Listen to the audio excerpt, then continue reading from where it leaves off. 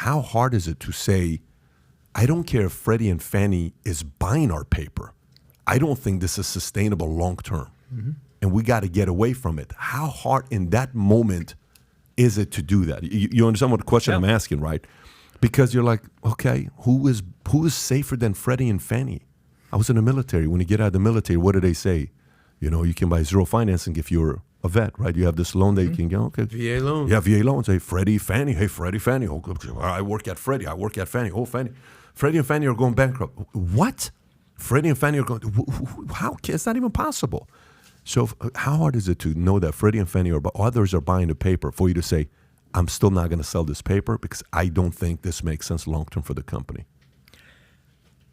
I totally agree with that. And again, no other major institution cut their lending 74% 3 years leading up to before the financial crisis. Nobody sold off as many of their loans to try to prepare it. I thought the housing market was very vulnerable. We tried to do what we could. And we cut our market share. Think about it, nationally, we cut our market share in half.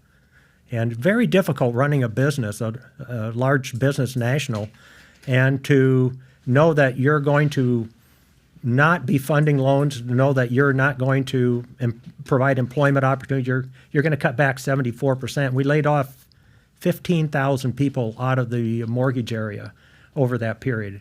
What was that period? Give us some, like month to month? Well, this was 2003 to 2007. We actually cut our lending by 74% and laid off 15%. Wow. From 2003 to 2007. And that's where the 15,000 jobs went in that same window? How much of that 15,000 layoffs was in 07?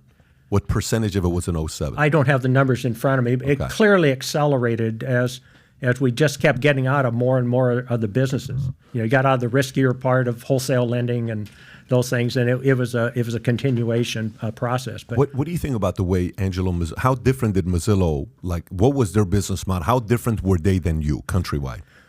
I think the major difference is, again, Countrywide was originating all for sale to Fannie, Freddie, and Wall Street. And I think their attitude was much more about, if somebody will buy the product, we're going to originate it.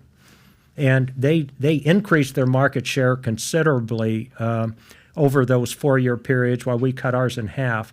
In fact, if you go back to 2003, Wells Fargo, Washington Mutual, and Countrywide all had about the same market shares. They were the leaders in the country. And those guys kind of kept growing, and we just shrunk ours away. I got criticized badly by Wall Street. We lost tons of people to Countrywide because they wanted to ramp up and we were trying to pull back. Again, 74% in hindsight wasn't enough, I guess. But that's a pretty major business call. How did you feel about it during that time, say in 05? Who was Angelo Mozillo to you in 05? Not today, in 05. I'll take it before. In 2003, I viewed him as first of all, I knew him very well. And it was probably our fiercest competitor in the mortgage space.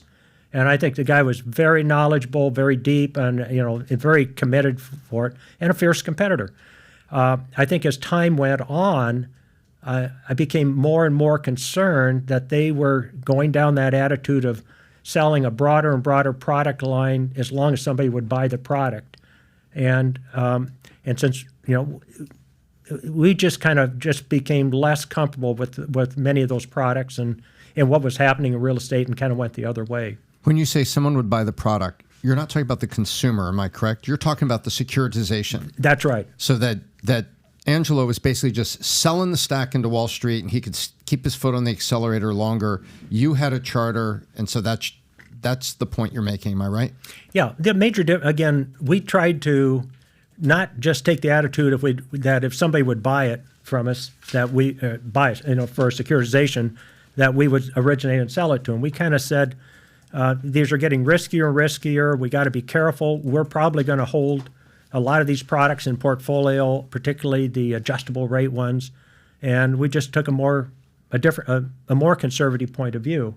And again, I think our view was correct. But in hindsight, again, nobody, including ourselves, anticipated a 40% reduction in housing prices. I thought a correction of 10 to 20% was appropriate and very likely. I did not anticipate that the Fed would, in my opinion, screw up so much to cause a full panic, to cause what turned out to be a 40% decrease in housing prices. So if you like this clip and you want to watch another one, click right here. And if you want to watch the entire podcast, click right here.